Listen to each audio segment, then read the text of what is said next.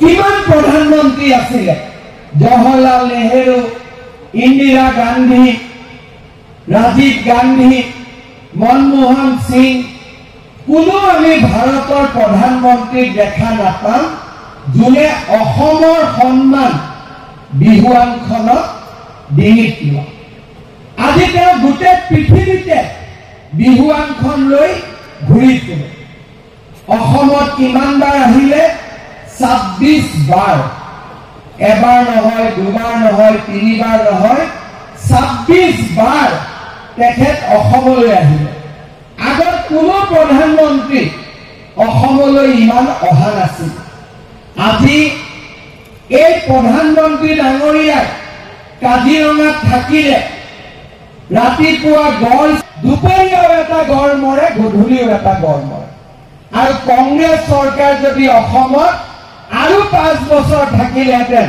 কাজিৰঙাত এটাও গড় বাচি নাথাকিলেহেঁতেন সেই কথা একেবাৰে খাটাং আছিল আজি আপোনালোকে চিন্তা কৰক যিবিলাক মানুহে আমাক কি কৈছিল যে কা আহিব আৰু কা আহিলে অসমত 2 কোটি মানুহ বাংলাদেশৰ পৰা আহিব আন্দোলন কৰিলে 5 জনকৈ মানুহ ঢুকালে শহীদ হল মই তেওঁলোকক তেতিয়াই কৈছিল যে অসমখন আৰু আন্দোলনমুখী নকৰিব অসম আন্দোলন হল 900 শহীদৰ মৃত্যু হল আলফাৰ আন্দোলন হল হাজাৰ হাজাৰ ডেকা লৰা আমাৰ মাজৰ পৰা আঁতৰি গল বড়োভূমিত আন্দোলন হল কাৰ্বি আলঙত আন্দোলন হল বজাৰলৈকে ওলাই গৈছে মাক বাপেকৰ অন্তৰ কপি থাকে যে গধূলি লৰাজন কেতিয়া উভতি আহিব যেতিয়া কাৰ আন্দোলন আৰম্ভ হল তেতিয়া আমি সবকে কৈছিলো যে এই আন্দোলনৰ কোনো অৰ্থ নাই অসমত এজনো বিদেশী মানুহ নাহে তেওঁলোকে অসমৰ মানুহক উত্তেজিত কৰিলে আবেগিক কৰিলে আজি কি হয় সাহস নাই তেওঁলোকৰ অসম আন্দোলনত 900 শহীদ হল কয় ইন্দিৰা গান্ধীয়ে মাৰিছে কয় ৰাজীৱ গান্ধীয়ে মাৰিছে আকৌ এই মানুহবিলাকে এতিয়া কৈছে যে ইন্দিৰাৰ নাতি আৰু ৰাজীৱ গান্ধীৰ ল'ৰা ৰাহুল গান্ধীক আমি প্ৰধানমন্ত্ৰী পাতিম জাহাজৰ চিলত আমাক ভোট দিয়ে আপোনালোকে চিন্তা কৰক শহীদলৈকেও সন্মান নাই আৰু কয় অসমক আমি ভাল পাওঁ আৰে তোমালোকে অসমত ভাল পাওঁ আমি কি ঘোঁৰাৰ ঘাস কাটি আছো নেকি আমি কি অসমত ভাল নাপাওঁ নেকি আমি কি অসমৰ কথা চিন্তা নকৰো নেকি অসমৰ ঠিকাটো তোমালোকৰ হাতত কোনোবাই দিছে নেকি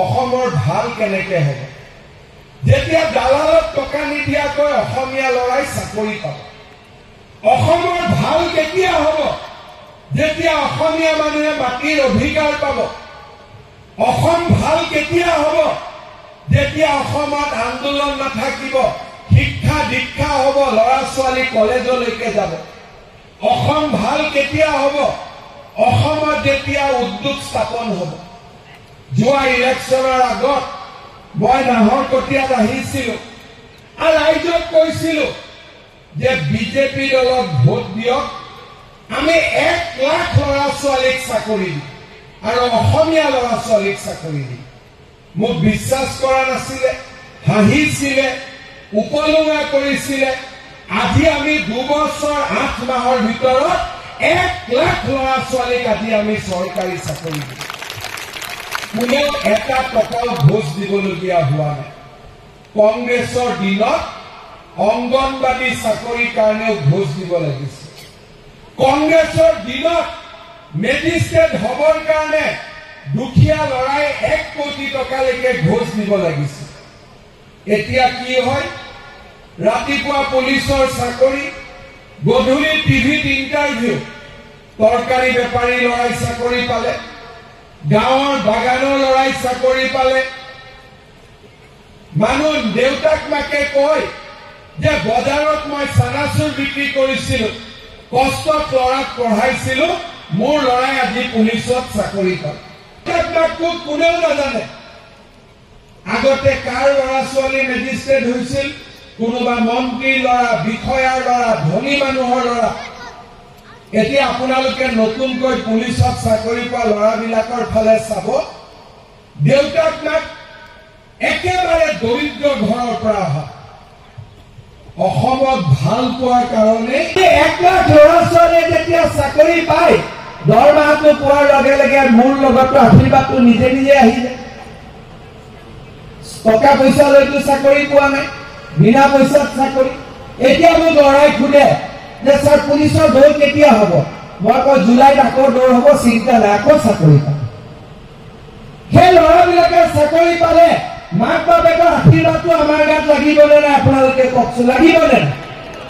গতিকে আমাক সঁচা আশীৰ্বাদ লাগে, আমাক জাহাজ আৰু ঝাৰুৰ আশীৰ্বাদ নালাগে। আমাৰ অসমৰ ৰাইজৰ মৰম চেনেহ আমাক লাগে, অসমৰ মানুহৰ আশীৰ্বাদ আমাক লাগে। আৰু সেইকাৰণে ৰাইজ, আপোনালোকে নাহৰকটীয়া সময় আছিল, তৰংগ গগৈয়ে যিমান আপোনালোকৰ মাজত থাকে, আগত কোনোবা MLA আছিল নেকি? আছিল নেকি? আপোনালোকে চিন্তা কৰক।